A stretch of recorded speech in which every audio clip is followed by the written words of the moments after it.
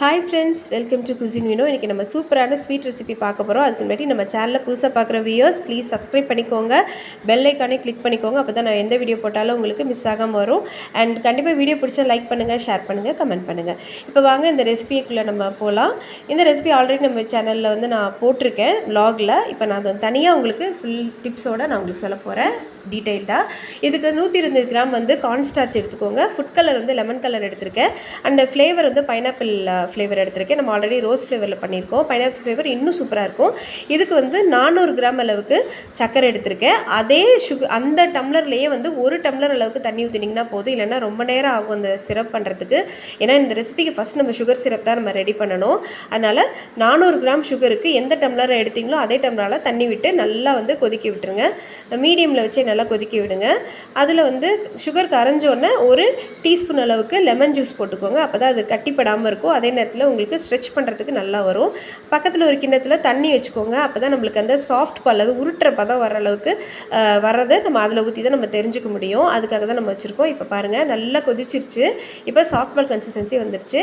நான் வந்து low to மீடியமில் வச்சே தான் பண்ணியிருக்கேன். இது ரெடி ஆகிடுச்சு. நம்மளுக்கு சிரப் ரெடி ஆகிடுச்சு. ஸோ இப்போ நம்ம கேஸ் அடுப்பு ஆஃப் பண்ணிடலாம். இப்போ நம்ம இன்னொரு பேனில் வந்து நம்ம எந்த டம்ளரில் நம்ம கார்ன் ஸ்டார்ச் அதாவது 125 கிராம் எடுத்தோமோ அதே டம்ளரால் 1.5 டம்ளர் அளவுக்கு தண்ணி விட்டிங்கன்னா போதும். கூட விட்டுற வேணாம். அடுப்பை ஆஃப் பண்ணிட்டு தான் செய்யணும். இந்த டம்ளரால் தான் நான் வந்து கார்ன் ஸ்டார்ச் எடுத்தேன். அதால் 1.5 டம்ளர் அளவுக்கு நான் தண்ணி விட்டுருக்கேன். பாருங்கள் அடுப்பு ஆஃப் பண்ணி தான் இருக்குது. நல்லா கட்டி இல்லாமல் நல்லா கரைச்சிக்கோங்க. இப்போ வந்து அடுப்பு ஆன் பண்ணிவிட்டு மீடியமில் வச்சுக்கோங்க.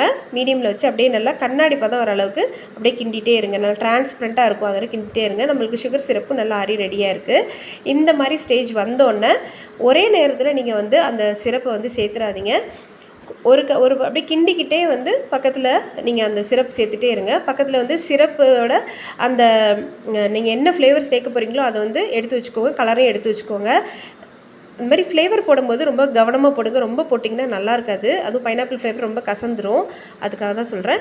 இப்போ நம்ம ஒரு கரண்டியாக ஊற்றி நல்லா ஒரு 5 மினிட்ஸ்க்குள்ளே எல்லா அந்த சிரப்பையும் ஊற்றிடுங்க. நல்லா மிக்ஸ் பண்ணுறதுக்கு ஒரே நேரத்தில் ஊற்றுறத விட இப்படி ஊற்றினீங்கன்னா கட்டி தட்டாமல் இருக்கும். மிக்ஸ் பண்ணுறதுக்கு கொஞ்சம் ஈஸியாக இருக்கும். இப்போ எல்லா சிரப்பையும் ஊற்றுனதுக்கப்புறம் நம்ம வந்து நம்ம ஃப்ளேவரையும் கலரையும் ஆட் பண்ணி நல்லா மிக்ஸ் பண்ண ஆரம்பிச்சிடலாம். இப்போ பாருங்கள் நல்லா மிக்ஸ் பண்ணிகிட்டே இருங்க. கண்டிப்பாக அடுப்பை வந்து லோ டு மீடியமில் வச்சே கிண்டுங்க. அப்போ தான் நம்மளுக்கு எதிர்பார்க்குற அந்த ப்ராப்பரான அந்த டெக்ஸ்சர் வரும். இல்லைன்னா வந்து உங்களுக்கு ஹல்வா மாதிரி டெக்ஸ்சர் வந்துடும். நம்மளுக்கு நல்லா சூயியாக இழுத்தா அப்படியே நல்லா ஸ்ட்ரெச் ஆகிற மாதிரி இருக்கணும். அந்த மாதிரி இருந்தால் தான் நல்லா டேஸ்ட்டாக இருக்கும். பாருங்கள் எல்லா சிரப்பையும் நம்ம ஊற்றியாச்சு.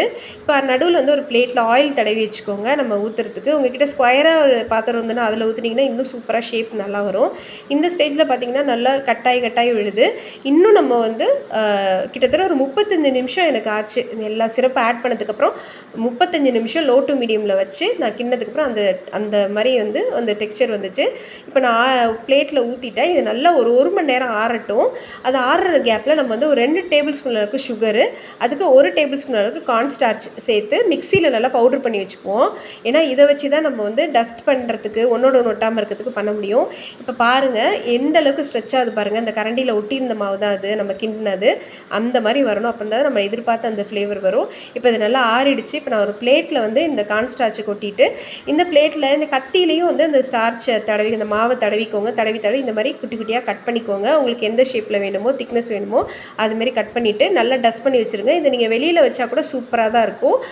ஃப்ரிட்ஜ்லேயும் கூட வைக்கலாம். ஃப்ரிட்ஜில் வச்சா கொஞ்சம் கெட்டியாக இருக்கும். நீங்கள் வெளியில் வச்சாலே 2 நாளுக்கு வரும். ஸ்நாக்ஸுக்கு சூப்பரான ரெசிபி இது. ஸோ கண்டிப்பாக அந்த ரெசிபி உங்களுக்கு பிடிச்சிருக்குன்னு நினைக்கிறேன் ஃப்ரெண்ட்ஸ். கண்டிப்பாக ட்ரை பண்ணி பார்த்து உங்கள் ஃபீட்பேக் சொல்லுங்கள். நான் உங்களை இன்னொரு வீடியோவில் சந்திக்கிறேன். Bye friends.